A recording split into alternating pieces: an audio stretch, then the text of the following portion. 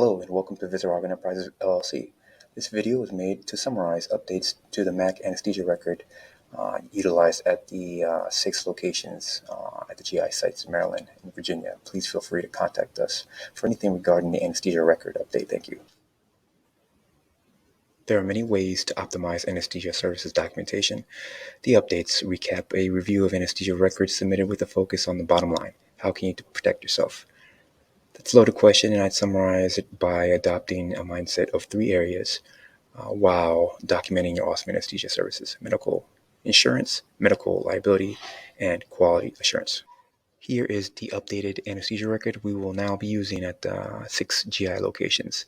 Generally, the updates cover the following items: addition of procedure types, pre- and post-op diagnosis, extra quality measures such as end-tidal CO2, checking off patient evaluation appropriateness for anesthesia position, and a reemphasis on documenting pre- and post-vital signs. For procedure, check the box to the left, either colonoscopy, EGD, or other. I'd even recommend, in addition to checking the box, circle the procedure. To the right of the procedure, in the parentheses, check what was performed in the procedure, either a diagnostic, biopsy, polypectomy.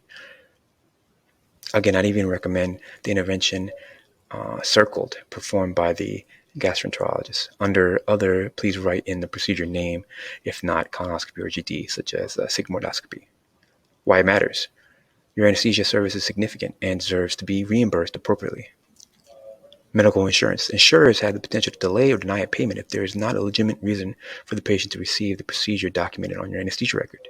If there is not a clarified reason for the procedure documented on your anesthesia record, then it will be difficult to legitimize and therefore reimburse your awesome anesthesia services. For example, what if the patient was 31 receiving a colonoscopy? They're outside the age of medical insurance coverage for normal screening. If there's not an indication identified or better stated link to your anesthesia record, then there would be little evidence for an insurer to cover the anesthesia services for the out-of-coverage procedure. Devil's advocate would say, but the reason for the colonoscopy is justified on the gastroenterologist's paperwork submitted to insurers. True. They did do their due diligence as they submitted their paperwork for medical billing. Now, as a separate anesthesia billing service, we must do the same. Due diligence to linking the legitimacy of the procedure and anesthesia service together for reimbursement. The addition of pre-op and post-op diagnosis. Again, this relates to medical reimbursement with an emphasis of clearly identifying a need for the procedure and therefore a need for your awesome anesthesia service. Before, there was variability in charting. Under the diagnosis tab, some place pre-op diagnosis, for example, anemia, while others place post-op diagnosis, for example, diverticulosis. Both are important because the first helps link a legitimate reason for a need for the procedure and therefore anesthesia services, which the latter helps identify the outcome of the procedure, for example, polypectomy.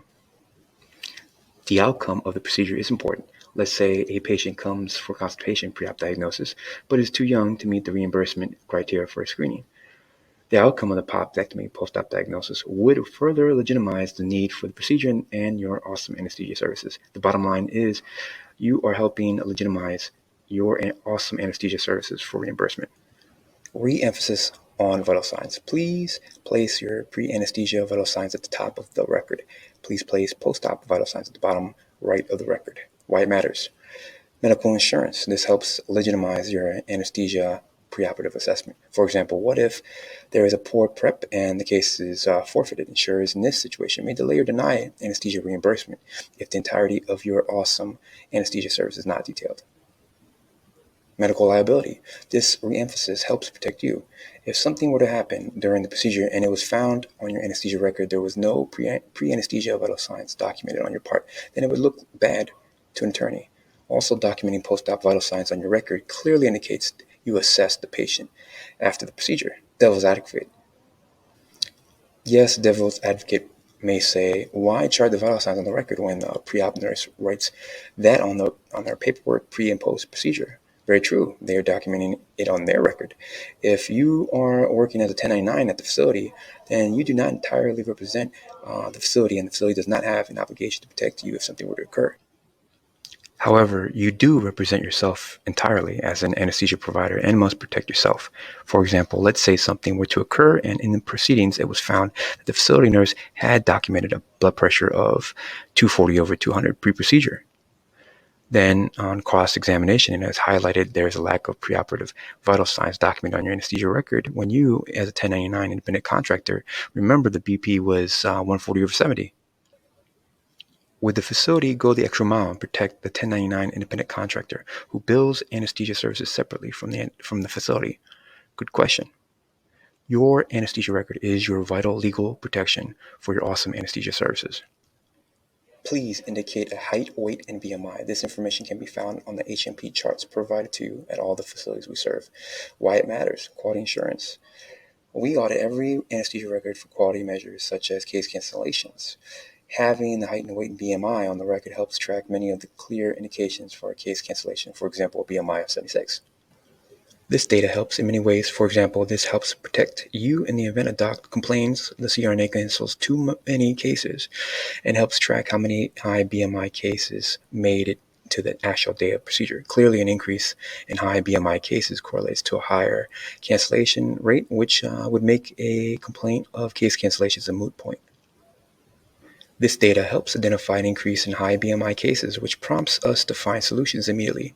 We want to ensure the environment maintains a high level of safety for your awesome anesthesia services. Please check off patient evaluated and appropriate for anesthesia, which is located in the middle of the anesthesia record if deemed appropriate. In reviewing the anesthesia records, it has been observed some providers write CHMP or C-chart in anesthesia assessment portion. It is true some of our facilities have high volume, high pace, high fast turnover. Please circle the appropriate health history provided on the records such as asthma or hypertension. Why does it matter? Medical insurance. Your documented anesthesia assessment helps legitimize your awesome anesthesia service for reimbursement. What if the case was canceled and the patient never entered the procedure room? It may be possible for reimbursement for an awesome anesthesia preoperative assessment.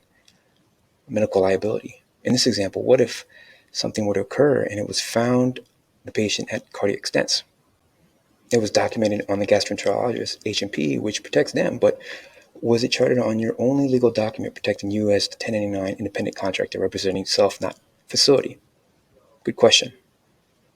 Please circle, if pertinent, personal history of polyps, personal history of colon cancer, or family history of colon cancer in the preoperative assessment area. Why it matters. Medical insurance. Similar to the diagnosis tab, your anesthesia assessment finding of these items help legitimize the need for the procedure and therefore a need for your anesthesia services. This is an extra safeguard in the scenario where a provider forgets to identify diagnosis in the diagnosis tab. Lastly, everyone has been doing awesome charting the 6 important times located on the bottom right of the anesthesia record. Thank you very much.